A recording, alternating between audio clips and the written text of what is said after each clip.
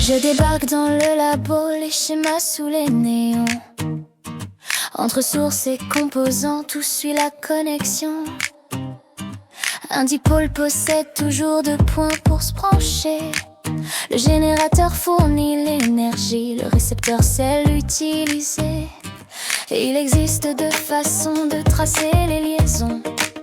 Les branches se dessinent selon différentes directions. En série, tout se suit sur une seule avenue. En dérivation, plusieurs routes sont apparues. Faut savoir quantifier la tension, le courant, la résistance à noter. Les instruments sont prêts. Voltmètre, ampère-mètre et ohmmètre branchés dans une boucle en série. Retiens bien par cœur, le courant garde partout exactement la même valeur. Et la tension de la source qu'on vient d'utiliser correspond à toutes celles qu'on peut additionner. Une seule boucle relie chaque élément. Ils avancent ensemble dans le même mouvement. Si le circuit s'interrompt, plus rien ne peut passer. L'ensemble s'arrête aussitôt, tout cesse de fonctionner. Faut savoir quantifier la tension, le courant, la résistance à noter. Les instruments sont prêts. Voltmètre, ampère-mètre et ohmmètre branchés.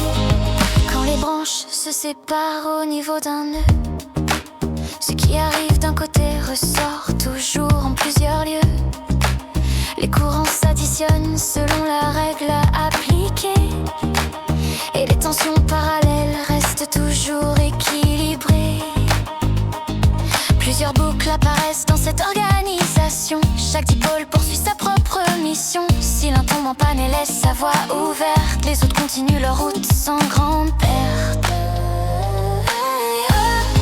Faut savoir quantifier la tension, le courant, la résistance à noter. Les instruments sont prêts. Voltmètre, ampère-mètre et ohmmètre branchés. Puis arrive la loi d'Ohm, vedette des équations. U égale R fois I mémorise la relation. Le courant et la tension évoluent en harmonie, comme une droite qui démarre à l'origine aussi. La résistance détermine alors la pente observée. R vaut U sur I quand elle doit être calculée. Peu importe le point choisi sur la représentation, prends le plus pratique pour faire ton opération. La puissance électrique se trouve facilement, tension multipliée par courant simplement. Quand la résistance augmente, le courant devient moins grand. Les lois de la physique parlent constamment.